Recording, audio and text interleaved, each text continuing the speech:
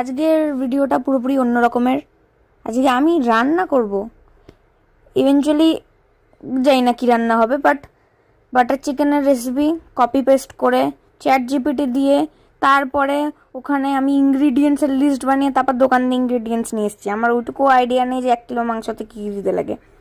তো যা যা ইনস্ট্রাকশন ছিল তাই তাই ফলো করে পুরোপুরি বাবা মা সবার হেল্প নিয়ে সবাইকে খাটনি করিয়ে তাদেরকে একটা অখাদ্য ঝাল ছাড়া নুন ছাড়া মাংসের ঝোল খাওয়ানোর জন্য আমি রেডি। আমি রেকর্ড তো অনেক কিছু করেছিলাম, কিন্তু সবই কাটকুট করে এডিট করে বাদ দেওয়া হয়ে গেছে, কারণ আমার কথাবার্তাই ওরকম কন্টেন্ট রিলেটেডই না। আমি ওখানে আলাদাই কিছু করছি।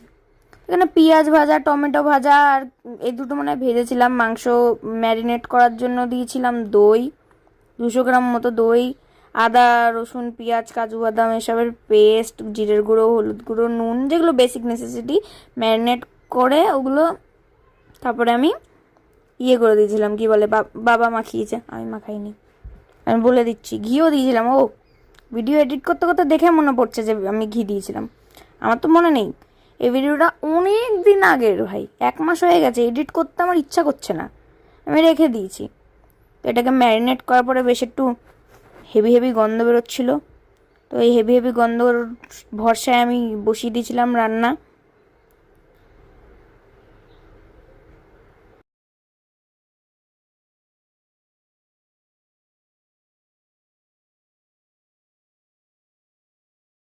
অ্যাকচুয়ালি রান্নাটা হচ্ছে, তোমরা দেখতে পাচ্ছ রান্না হচ্ছে।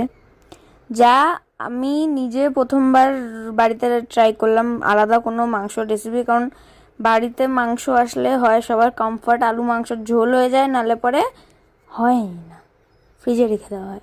তাই আমি আজকে ভাবলাম যে না চলো, সেদিনকে ভেবেছি যে একটু তো আলাদা কিছু করতে লাগবে। কিন্তু আমার বাবা মাংসটা হওয়ার আগেই ওখান থেকে ট্রাই করে দেখি করার ঠেলায় কাঁচা মাংস খেয়ে নিয়েছে। কি বলবো, পেঁয়াজ টিয়াজ দিয়ে একটু গার্নিশিং করেছে একটু লোকজন দেখানোর মতো, তারপর একটু মিট মশলা না কি বলো ওটাকে ছড়িয়ে একটু বেশি সুন্দর দেখিয়ে তোমাদেরকে লাস্ট ক্লিপগুলো দেখালাম। সো বাই, ভালো ভালো কমেন্ট করবে আর আমাকে ফলো করে দেবে। Thank you so much for watching.